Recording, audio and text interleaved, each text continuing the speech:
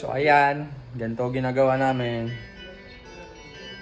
Working and working habang tumatambay.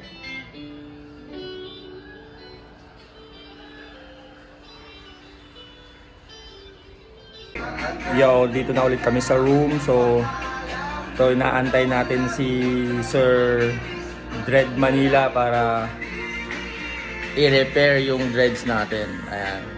So while my tropa here, so set up naman siya kasi magtatattoo pa siya. This is for tattoo for the second day. So ibang client naman yung titirahin natin. Ano? Ayan.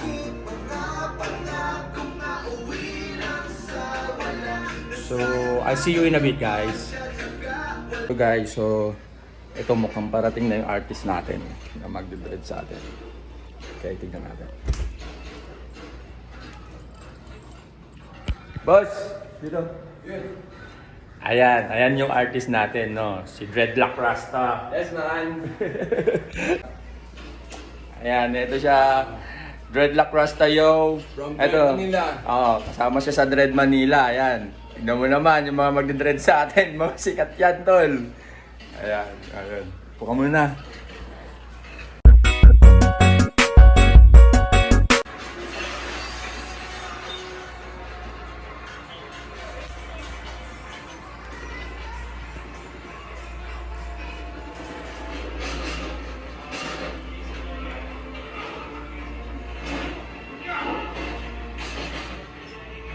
Talaga nakaligtas kahit isa.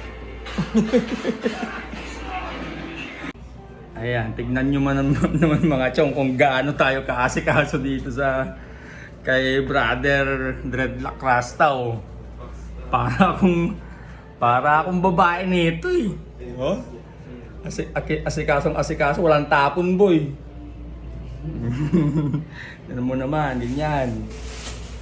Di pa tapos yan.